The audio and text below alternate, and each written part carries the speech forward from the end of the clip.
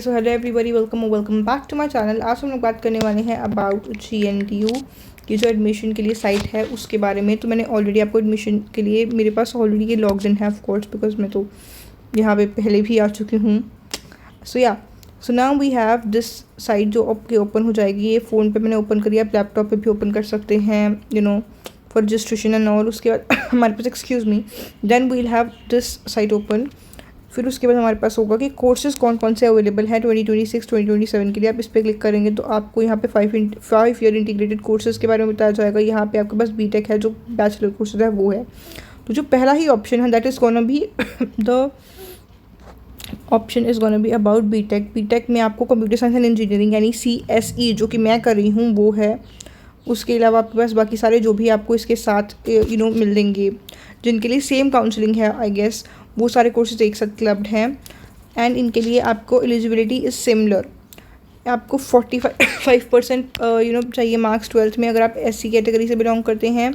अगर आप करते हैं कोई जनरल कैटेगरी से बिलोंग, तो फिर then you have to score at least 50% in your board exams. Then we have JEE के बेसिस पे मेरिट पे मिलती है। वो हम सबको पता है कि जो बच्चे के ज़्यादा मार्क्स आए हैं JEE में उसको पहले एडमिशन मिलेगा, and that is how it works.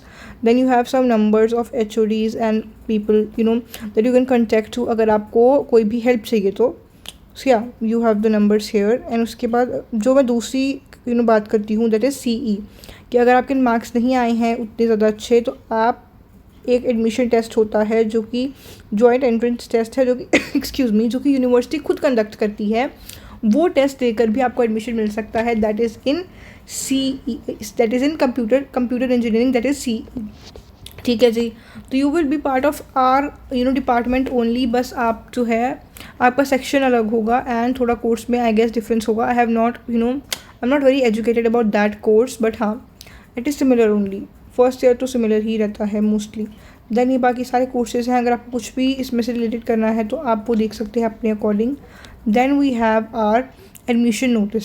So admission notice. So यहाँ पे सारा कुछ लिखा हुआ है, अगर आप में से किसी को पढ़ना है तो आप पढ़ सकते हैं। Okay, and then we have our admission portal.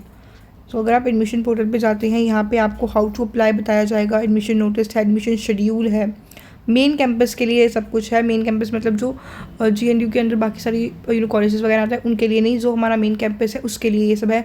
Entrance test का सिलेबस है, काउंसलिंग शेड्यूल है, जो फ्रीक्वेंटली आस्क्ड क्वेश्चंस होते हैं, स्टूडेंट की जो ID जनरेट करनी है उसके बारे में, recovery of password, login contact us, ये सब कुछ दिया गया है।